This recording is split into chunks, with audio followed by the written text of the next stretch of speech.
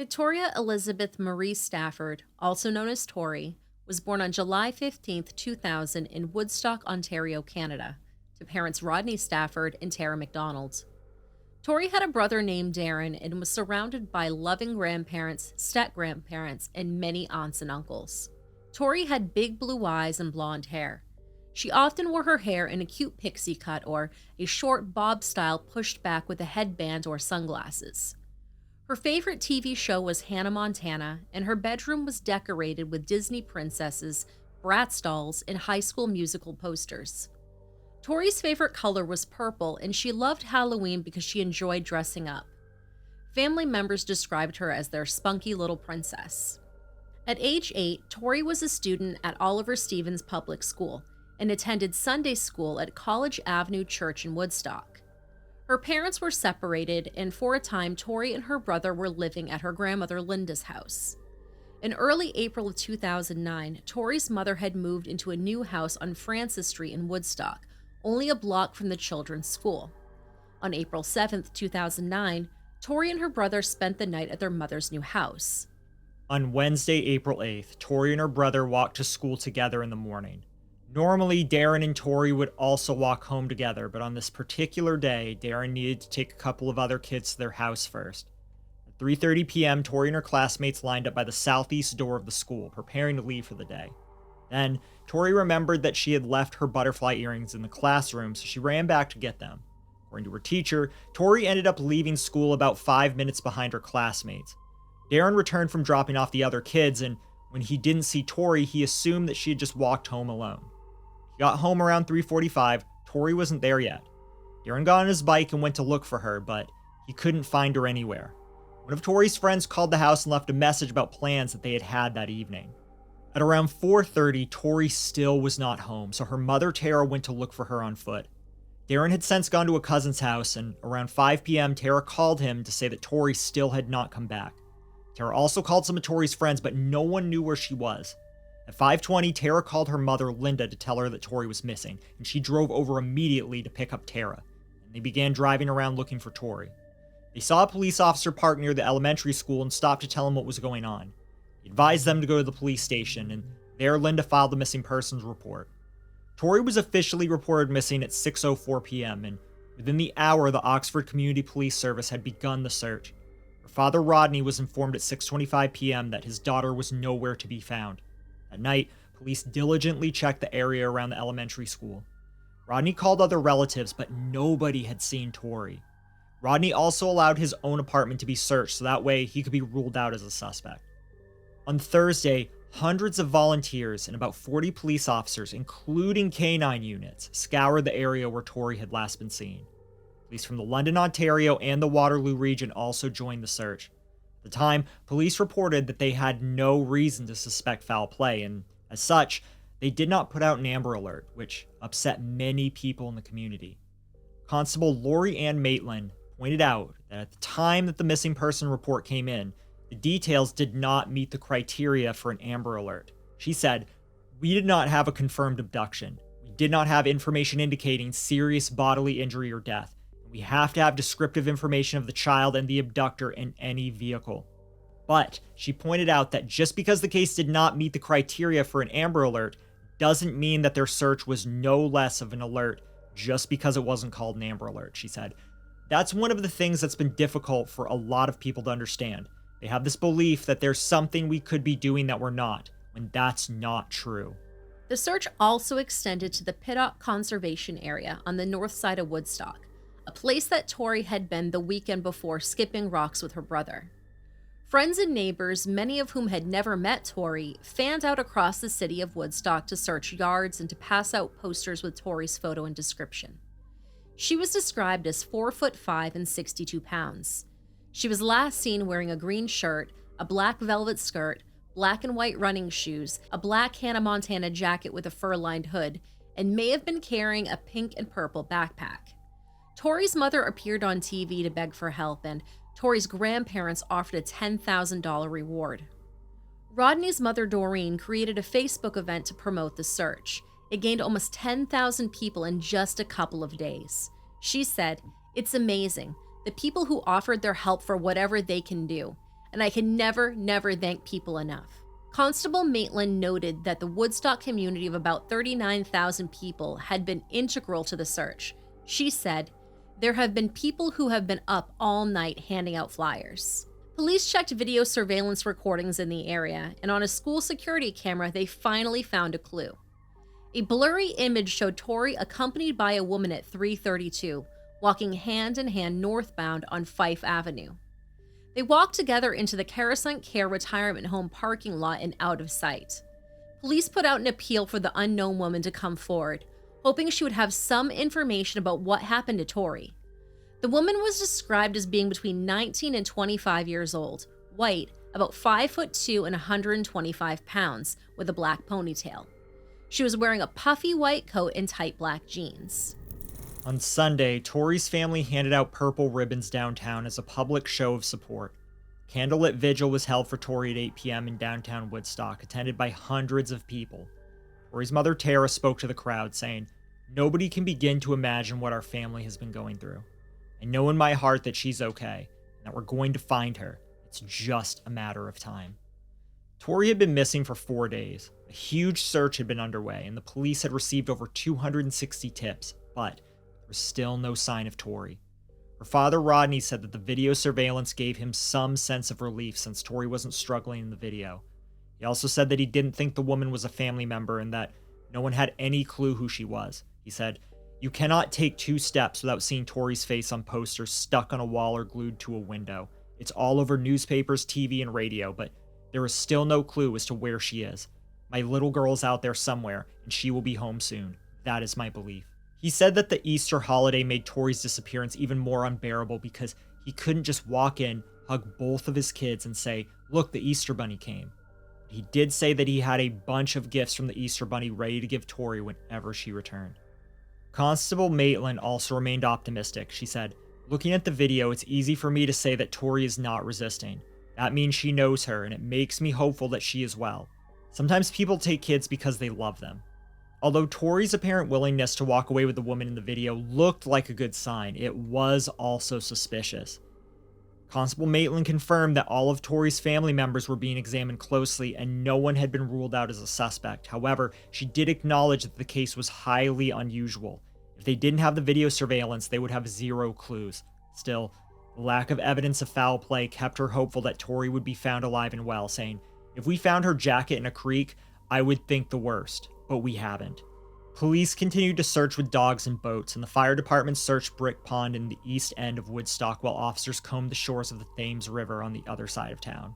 Even a behavioral sciences unit from the Ontario Provincial Police was called in to examine the surveillance video to try to ascertain what kind of person this mysterious woman was. They were also able to release enhanced imagery from the surveillance video, which they hoped would help spark recognition with the public.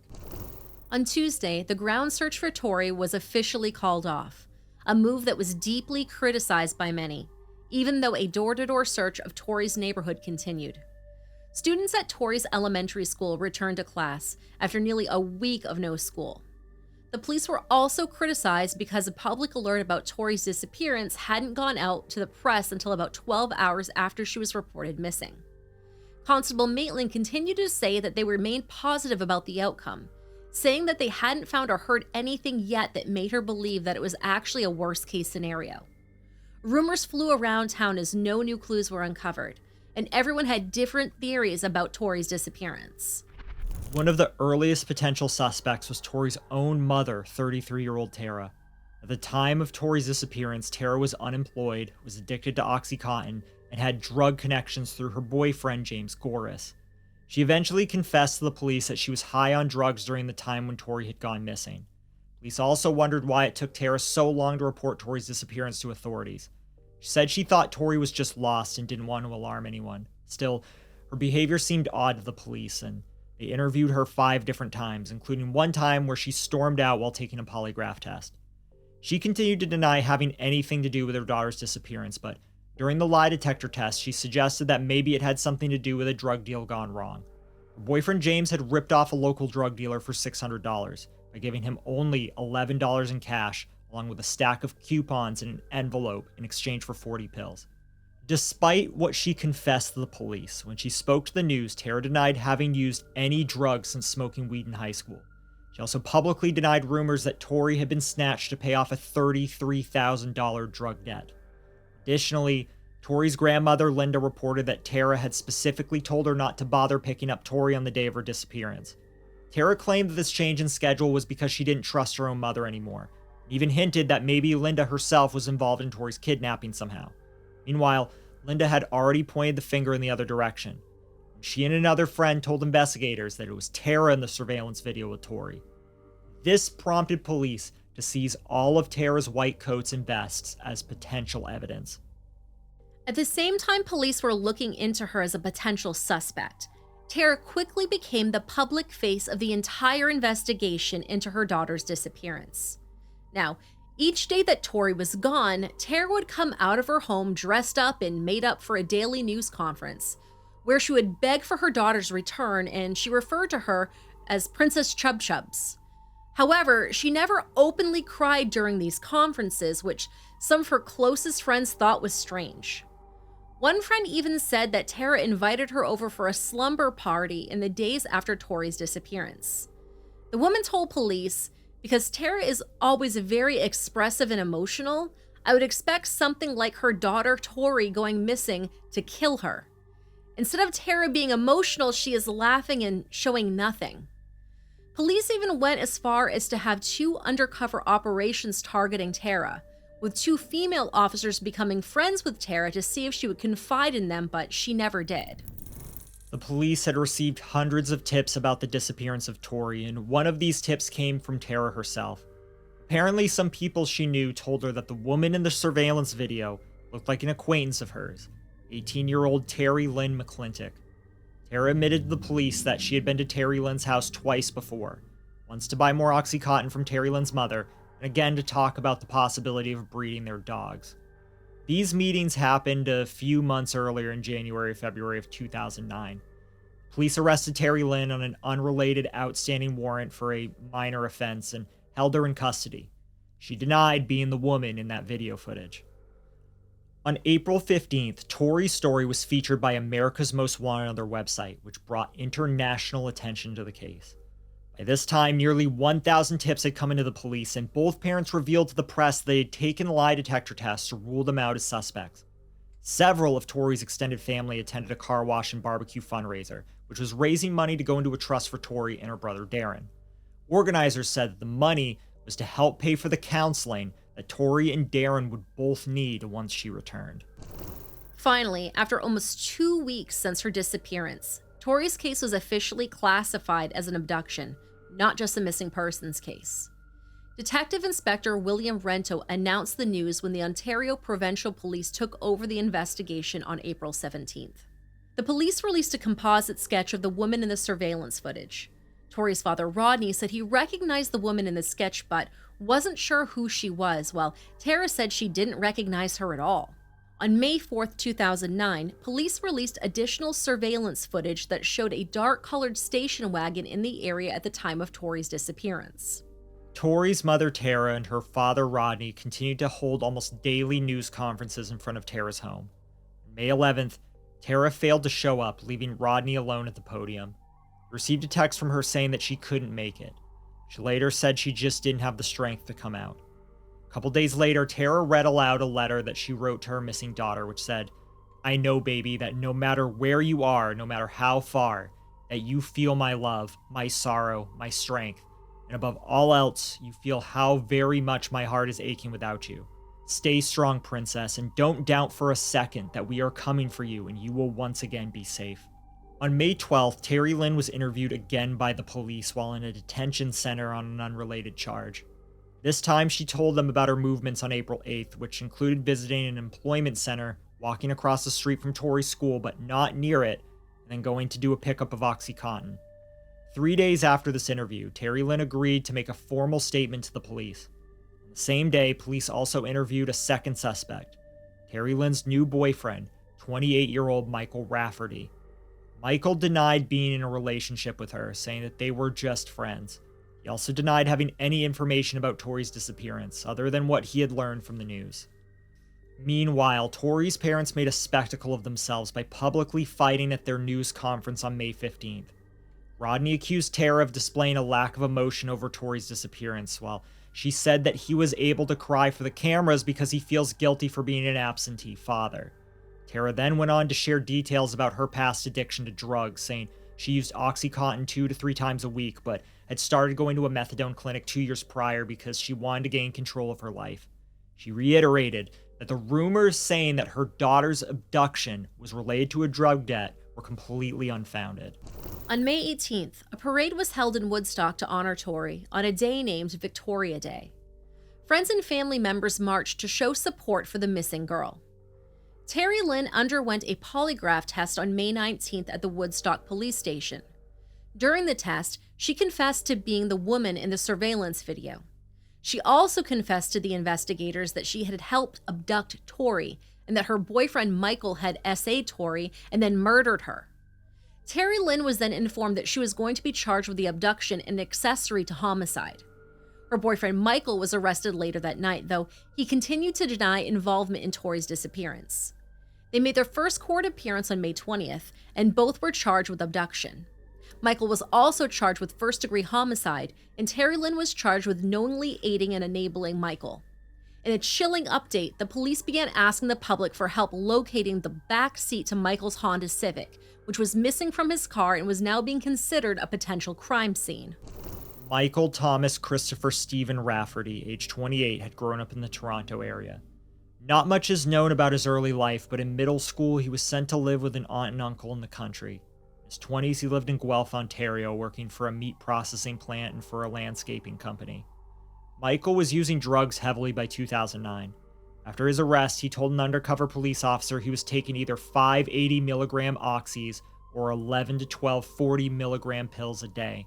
If he had Percocets, he said he was taking 20 to 30 a day. A lot more is known about Terry Lynn's life because the authorities have been involved with her from a very young age. She was born in 1990 in the town of Woodstock. Her mother was a stripper who handed Terry Lynn over to a friend and fellow stripper named Carol McClintock. Carol essentially became Terry Lynn's mother, and the two of them moved all over Ontario with Terry Lynn still being a child. According to Carol, Terry Lynn had been SA'd by someone when she was about 4 or 5 years old, which Carol put a stop to as soon as she found out. Their frequent moves meant that she had to change schools often. Terry Lynn was bullied because her mother was a stripper and her attendance in school was spotty. When she was about 7, Children's Aid began to take an interest in her. Around the time she was 8 years old, she began using drugs. She started with weed and then moved on to harder substances. As a child, she put a dog in a microwave and turned it on, leaving it in there until it screamed. At the time, she blamed its injuries on a fight with another dog, but later confessed the story to her godmother, one of the only positive people in her life. Around age 10 was the first time she got in trouble with the police when she stole some toys from a store. At age 11, she reported that Carol had been physically and verbally abusing her for the past 2 years. The following year, Carol was seen publicly intoxicated chasing Terry Lynn down the street. Terry Lynn was eventually placed in 2 different foster homes, and as a teenager, she was in detention homes. She was in and out of youth detention numerous times for fighting, and was convicted of assault at least 6 times, including a stabbing attack. While in the detention centers, Terry Lynn worked on creating a gangster image for herself, forcing other inmates to give her their medication and writing increasingly disturbing letters about torture fantasies. She wrote letters and diary entries in which she threatened those who had done her wrong, ranting about slaughtering someone and ripping out each bone. In 2006, when Terry Lynn was 16, she got in a fight with Carol after being asked to move out. She punched Carol so badly that she almost went blind in one eye. Despite this, the two moved into a dilapidated house in Woodstock in 2008. Terry Lynn didn't have any friends in the area, but she got to know the drug dealers in town. Terry Lynn regularly abused Oxycontin, took antidepressants, popped ecstasy pills, and smoked weed. Terry Lynn and Michael met each other in February of 2009. They struck up a conversation while waiting for pizza at the New Orleans Pizza Outlet in Woodstock. He called her a cute number and offered to give her a ride home. They sat and chatted in her driveway for a while. Then, instead of going inside, she went for a drive with him. They talked about Oxycontin and then eventually became intimate in the car. According to Terry Lynn, during this encounter, he climbed on top of her and started to choke her. After their liaison, she returned home with cold pizza and Michael's phone number written on the box. She didn't even know his last name. Now, over the next few weeks, Michael would show up at her house regularly and she'd give him drugs. They'd also go to movies together, sometimes being physically intimate in the theater or spending the night at a hotel. According to Terry Lynn, she was in love. She remembered, "He always said the right things. Compared to most men who have been part of my life, it felt pretty good." It eventually came out that Terry Lynn was not the first woman that Michael had choked during intimacy. 12 other women came forward and reported that he had choked them. Some had consented, some had not. One had even signed a note consenting to being choked until she passed out. Another reported that she had been drugged, choked, and then SA'd. Some of the women he dated later testified that he displayed disconcerting behavior towards their children. In the months leading up to Tori's abduction, Michael was involved with one woman after another. He lived with one such woman for a few months, and they shared a computer. The records on the computer showed that she researched things like veterinary school or downloaded movies, while his profile was used to view large amounts of inappropriate images of children. After they broke up, computer records showed that he searched for massage parlors and adult escorts. He also took to social media and dating websites, creating profile after profile where he portrayed himself as a nice guy who valued friendship more than anything. He dated several women at once, including one woman who thought that they were exclusive. She began helping him out financially by working as an escort and then giving him the money that she made. He took more than $16,000 in about 6 months and apparently used this money to take other women on dates and to treat them and himself to new clothes. Michael's computer records also revealed that he had searched for things like necrophilia and adult videos featuring urination and epilepsy.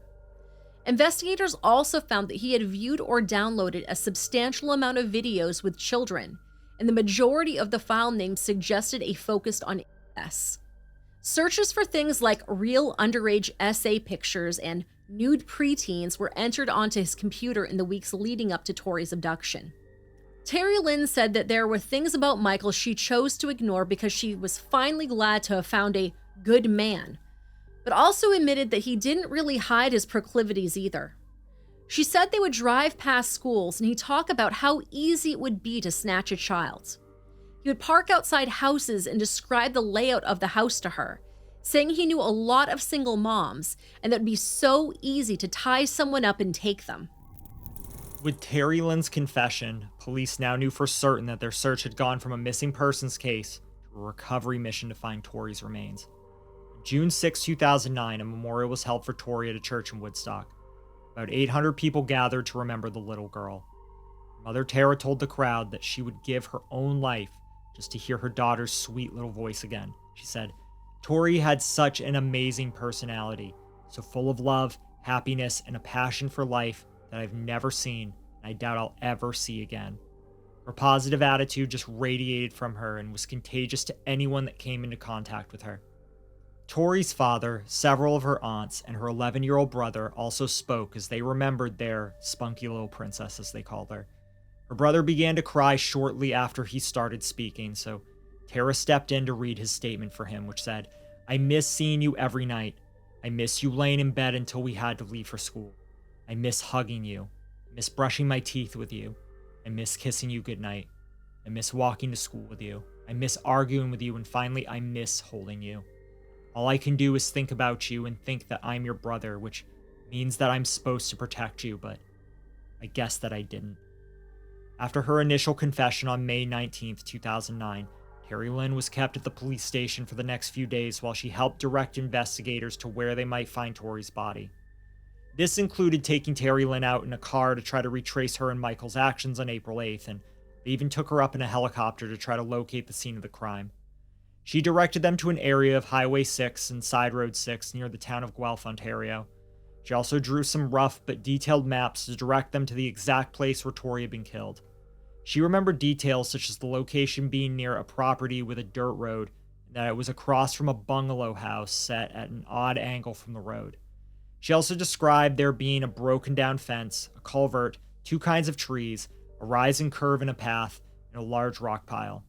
After weeks of searching the area on foot and by helicopter, searchers finally had success. July 19th, Detective Staff Sergeant Smith of the Ontario Provincial Police was searching a field near the town of Mount Forest. He had learned that Michael's cell phone had pinged in the region on the night Tori went missing, so he decided to take a look in that area. The ping location was about 2 hours from London, in an isolated spot south of Mount Forest, much further north from Guelph than searchers had previously been searching. While there, he saw a house that was nearly identical to the one described by Terry Lynn, so he drove down the dirt path across from it. He eventually came upon a pile of rocks like Terry Lynn had described, and there was when he noticed the unmistakable smell of human decomposition. He removed one rock from the pile, saw trash bags, and knew that he had finally found Tori. He immediately backtracked out of the area to preserve the crime scene. The Stafford Homicide Investigation Team, assisted by the OPP Forensic Identification Unit, soon converged to secure the scene and remove the body wrapped in trash bags. Tori's body was taken to Toronto the next day for a post-mortem examination and identification. Dental records were used to confirm her ID, and the preliminary examinations indicated that she had died of blunt force trauma to the head. Dr. Michael Pollinen, the chief forensic pathologist for Ontario, performed the autopsy. Tori's body had been found unclothed from the waist down, wearing only her Hannah Montana t-shirt and the butterfly earrings she had borrowed from her mother. Her lower half was severely decomposed, which made it impossible for Dr. Pollinen to determine for certain whether she had been assayed, though Terry Lynn's testimony made that near certain. The autopsy did reveal that 16 of her 24 ribs were fractured, suggesting that Tori's chest had sustained a strong force, possibly by kicking or stomping. An examination of the lung tissue showed evidence of liver damage, which must have occurred while Tori was still alive and not from the rocks that had been later piled onto her torso. The liver damage and internal bleeding likely contributed to Tori's death, according to Dr. Pollinen. However, she also had at least 4 hammer blows to the head, which penetrated the skull and was ultimately what killed her. After the autopsy, Tori's remains were returned to her family, who planned a private funeral to remember and bury their little girl. Terry Lynn initially confessed to the police on May 19th that she had helped to kidnap Tori and that Michael had been the one to kill her. But on May 28th, her charges were changed to first-degree homicide and unlawful confinement, suggesting deeper involvement on her part. However, a publication ban initially prevented the media from reporting why this change occurred. It wasn't until December 9th, 2010, the ban was lifted by court order. The public then learned that Terry Lynn had been scheduled for a court appearance on April 30th, 2010, almost exactly a year after Tori's death. There, she took a plea agreement and pled guilty to first-degree homicide and was sentenced to life in prison with no chance of parole for 25 years. She was held at the Grand Valley Institution for Women in Kitchener, Ontario. Lawyers agreed to change the location for Michael's trial from Woodstock to London because concerns were raised that he would not get a fair trial in the city where Tori had lived and been abducted from.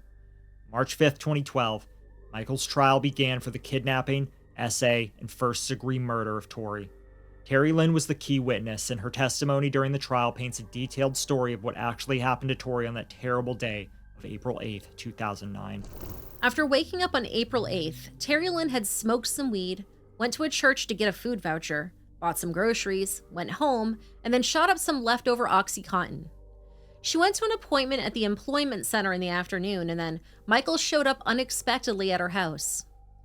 After weeks of discussions between Terry Lynn and Michael about his kidnapping fantasies, he urged her to abduct a young female because, to him, the younger they were, the easier they were to manipulate. As they drove by the Oliver Stevens Public School, he wanted her to prove that she wasn't all talk and just do it. Terry Lynn testified, "I said, 'Do what? You want me to just grab somebody?' He said it would be easy. They're getting out of school now. All you have to do is talk about dogs or candy or something like that." Later, as school was letting out, Terry Lynn said Michael parked his Honda Civic in a retirement home lot just down the street. She claimed that her plan was to pretend that she was looking for a girl to kidnap but would come back empty-handed. However, he slowly drove past her, watching her, so she decided that she would find a child and walk beside her, but not going any further than that. As we mentioned earlier, Tori was supposed to walk home with her brother, but had doubled back to retrieve her butterfly earrings. She was walking alone when Terry Lynn fell into step beside her. Terry Lynn introduced herself, but told Tori she could call her T. Tori replied, "My name's Victoria, but everyone calls me Tori." Terry Lynn asked if she wanted to see a Shih Tzu puppy, and since Tori had a Shih Tzu at home, she said all right. Terry Lynn walked her back towards Michael's car, grabbing her hand as they crossed the street. She pushed Tori into the car while Michael yelled at her to hurry up. When Tori was lying on the back seat floor, Terry Lynn covered her with Michael's black pea coat. They drove out of town while Terry Lynn chatted casually with Tori. She learned that Tori's favorite color was purple, that Hannah Montana was her favorite show, that Halloween was her favorite holiday.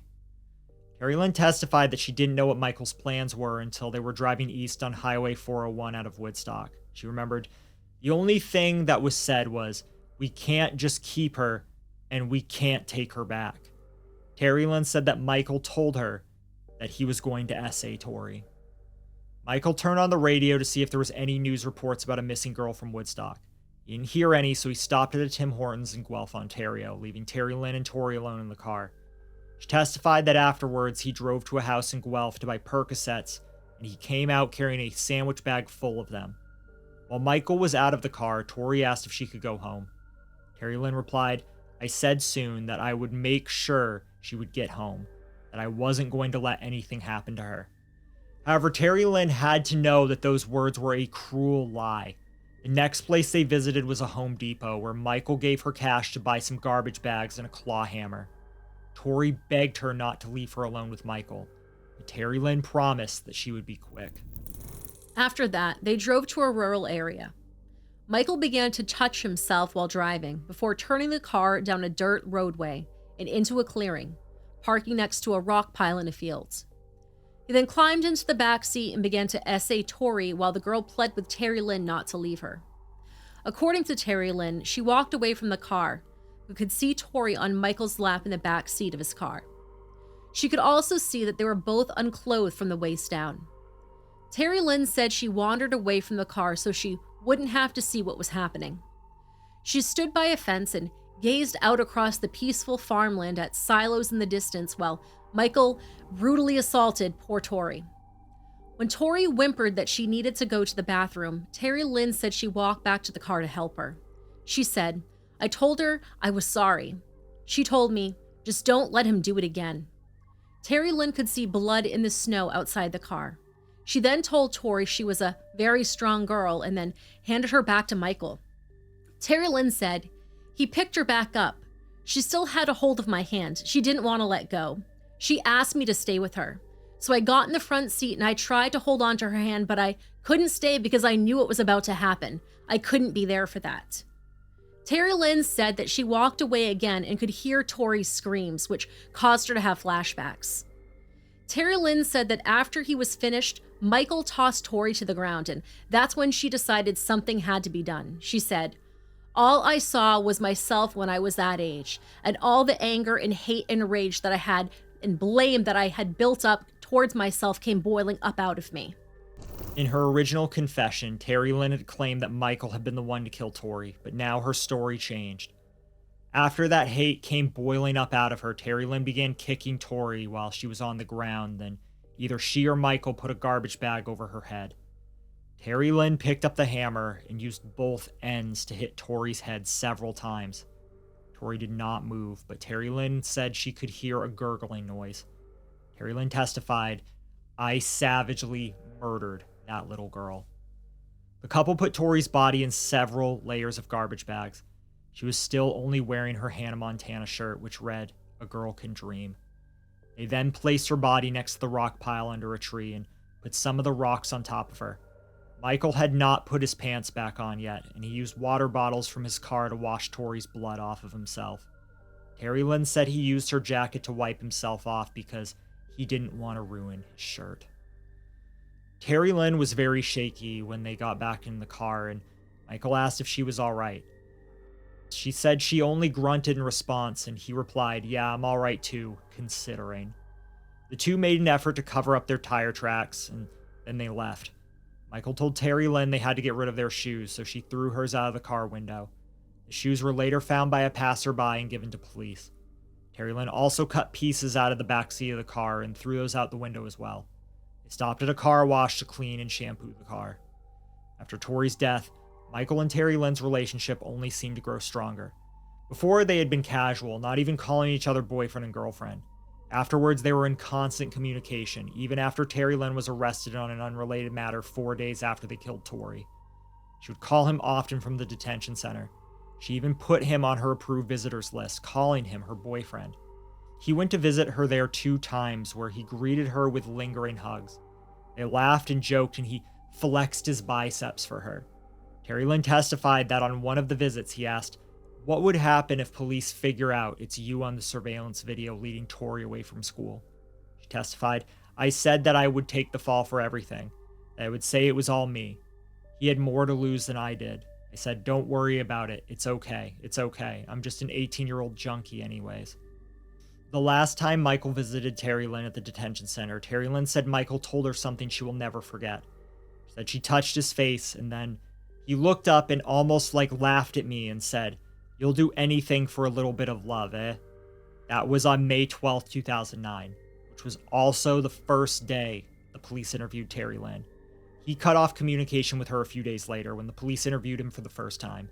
It's possible that this communication break was what caused Terry Lynn to suddenly change her mind about confessing their involvement to the police.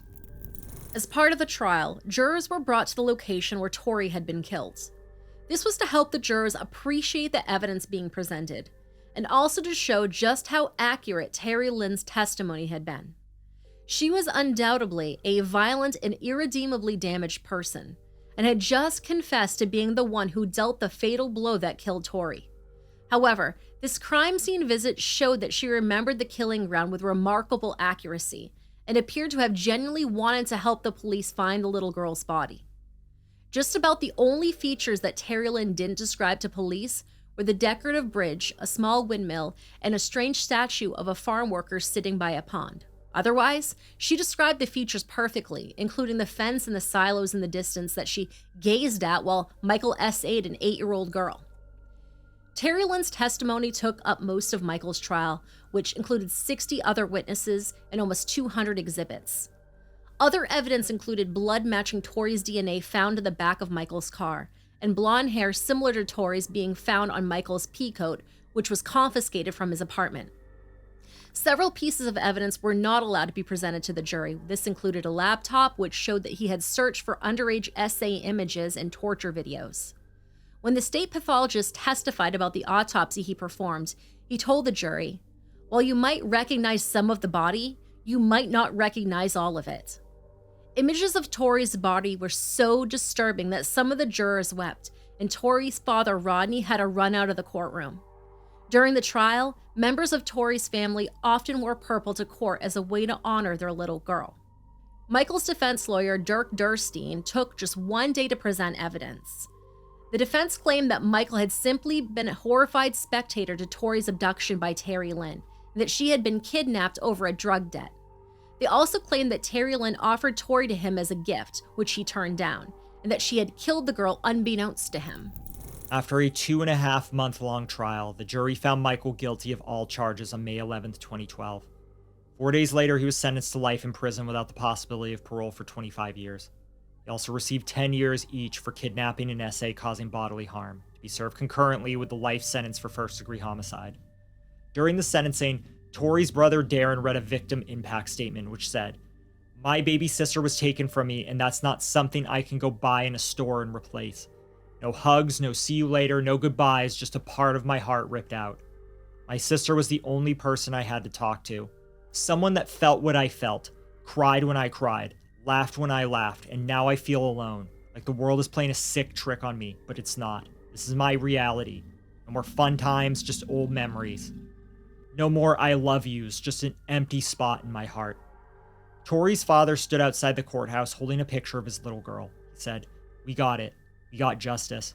It was all for this little girl right here, and not just for Tori, but for every little child in Canada who doesn't deserve what happened to her." Michael did not testify in his own defense, but did speak during his sentencing hearing. He said he was sorry for Tori's death, but did not agree with his conviction. He said, I am guilty of many crimes, and there are a lot of things I am very, very ashamed of. But these 3 counts, I still stand firmly behind not guilty. He did admit he was very definitely part of why Tori is not here today, and offered to tell her mother Tara all the pieces of the puzzle in private. Despite these words, Michael wore a new purple shirt and a striped purple tie to the courtroom, an absolute slap in the face to Tori's family, who would always use the color purple to honor her. Michael appealed his sentence on July 26, 2012, filing the appeal papers from Kingston Penitentiary. After some convoluted extensions and postponements, Michael had his appeal hearing at the Ontario Court of Appeals in Toronto. His appeal was quickly dismissed that same day. We wish we could say that was the end of Michael, but unfortunately, he remained in the news. In 2018, he was moved from a high-security prison to the medium-security La Macasa institution in Quebec, against the public protest and outcry from Tori's family. A family member also came forward and claimed that Michael extorted tens of thousands of dollars from his own mother before she died in 2018. If that's not bad enough, let's go back for a moment and revisit Terry Lynn. Yes, she did help police locate Tori's body and seemed to take responsibility for her actions by pleading guilty. However, before you think that she became a changed person, we should add that in 2012, Terry Lynn was convicted for assaulting another inmate while in prison. She confronted the other inmate over a rumor and then attacked her. Terry Lynn wrote about the incident in a letter in which she described the other inmate being curled in the fetal position on the floor after several blows to the head, while Terry Lynn repeatedly kicked her. She wrote that she was trying to get some shots through her arms. Finally, I brought my foot up, tried stomping on her face a couple times. Despite this continuing pattern of violence, in 2018, Terry Lynn was transferred to a lower security facility. She was moved from the Grand Valley Institution for Women near Kitchener to the Okamaosi Healing Lodge for Aboriginal women on Nakanit First Nation in southern Saskatchewan. She was granted the move after self-identifying as an Indigenous person. This healing lodge, run by the Correctional Services of Canada, had guards and cameras, but no fence. Instead, it's nestled into a forest and was intended to help rehabilitate offenders through things like education, art, and horse therapy. Naturally, this change was widely controversial, both with the general public and with members of the First Nations. Terry Lynn's half-brother, with whom she shared a mother, came forward and said, "She is no more Indigenous than I am green from the planet Mars," and that she was manipulating the system. Another family member said that no one knew who Terry Lynn's father was, meaning she couldn't claim Indigenous heritage through her father's side. Mr. Speaker, McClintock admitting to kidnapping 8-year-old Tori so she could be raped, tortured, murdered, and buried in a field. There isn't a more disgusting crime a person can commit. The Liberals are now defending her transfer from a prison in Ontario straight to the Okama Healing Lodge in my riding. This is a facility that doesn't even have a fence around it. It's not intended for child murderers. As a matter of fact, there are often children in the facility. The Prime Minister has the power to reverse this decision today. Will he do that? Honourable Prime Minister. Mr. Speaker, I'm going to keep this as simple as I possibly can for everyone, because there's a lot of rhetoric, there's a lot of fear, there's a lot of politics in this question. The individual in question was transferred to a medium security facility in 2014 under the Conservative government. She is currently in what is classified as a medium security facility. The Conservatives are playing politics in an extremely troubling way. Tori's father, Rodney Stafford, led a protest on Parliament Hill to express outrage that his daughter's killer was moved to a cushier living situation. Eventually, Terry Lynn was transferred back out of the Healing Lodge into a medium security facility in Edmonton, Alberta. This move was allegedly part of a change in policy, rather than anyone admitting that it was a mistake to move a violent child murderer to a low-security healing lodge. Shortly after the move, Terry Lynn filed paperwork to seek compensation for what she called a loss of residual liberty as a consequence of being transferred from the lodge. Her application, which was later withdrawn, claimed that her move out of the healing lodge was unreasonable and procedurally unfair, and therefore unlawful. Although Terry Lynn was sentenced to life in prison without the possibility of parole for 25 years, she may actually be able to apply for parole as early as this year, 2024, under a now defunct statute called the Faint Hope Clause. This clause was intended to encourage offenders to be rehabilitated and allowed them to apply for reduced sentences. That clause is no longer in effect, but since it was in place when Terry Lynn was sentenced, she may still apply. It would require petitioning a judge and then having a jury decide whether she should be paroled or not. It is unlikely, but it is still a chance. Many memorials have occurred in the years since Tori's death. In 2015, friends and family gathered for the 6-year anniversary of her disappearance. Attendees carried purple balloons and wore purple t-shirts. Some had purple hair, purple rain boots, and even a purple hijab. There were also several members of the Iron Sirens, a all-female motorcycle club that started an annual memorial ride in Tori's honor, their motorcycles decked out in purple. One member said, "Being a club of women, we are all mothers or sisters or aunts, so it really hits home when a child is lost this way." Tori's father and brother also hosted a yearly bike ride fundraiser to raise awareness and raised over $60,000 to give to Child Find Ontario, a nonprofit that helps families with missing children. On the 5-year anniversary of Tori's disappearance, family members were interviewed about how they've been surviving since their little girl was taken away from them. Her mother, Tara, said that every April 8th is the same. She said, "Just look at the clock to see what time it is, and you will think, oh, this is what time this was happening. When the day passes, you're like, phew, I made it past one more year. I survived one more year." Tara had since given up drugs and had begun writing a book about her daughter. She also earned her certificate to be a doula, so that way she could help bring babies into the world that had stolen her own from her. Tori's father, Rodney, said that everyday sights could trigger his despair. He said, "Walking down the street, seeing any Honda Civic just turns my stomach. Then you see the guys with the hammers breaking rocks. Seeing normal people with hammers shouldn't affect you." Despite how difficult it is to be reminded of what happened to his daughter, he's still keeping her memory alive. He said, "I want her name to travel as long as I'm alive. As long as I'm alive, I'm going to put it out there. She should never be forgotten. She should never be tucked away." Tori's grandmother, Doreen, described how she had only recently gone through her home and took down most of the purple ribbons and other mementos of Tori that people had given to her. Some of these she had to throw away, others she kept in boxes, but she called the step a cleansing. She said, "I think it's just time that we let her rest. It doesn't mean that we will ever forget her, but when I think of Tori, I want to think of the good times." One of those good times she wanted to remember was a special memory with Tori and her other granddaughters. She said, "I took the girls to the ballet for Christmas to see the Nutcracker. I think Tori must have been about 5 at the time. I will never forget the magic of that night and how the girls sat silent and eyes frozen watching every move on the stage. Somewhere through the ballet, Tori slipped off her seat and began kneeling on the carpet in front of her with her little arms wrapped around the railing, never taking her eyes off the stage. That evening was priceless to me." Tori is buried at the Oxford Memorial Park Cemetery in Woodstock. Her heart-shaped headstone is guarded by a beautiful carved angel and reads, "Victoria Tori Elizabeth Marie Stafford, God's gift to us, July 15th, 2000. Beloved daughter of Tara and Rodney, sister and best friend of Darren." Significantly, the stone does not list the date that she died, only her birth. It features a picture of Tori as well as an engraved image of a tiara. Along the bottom are the words, "Our princess on earth, our angel in heaven."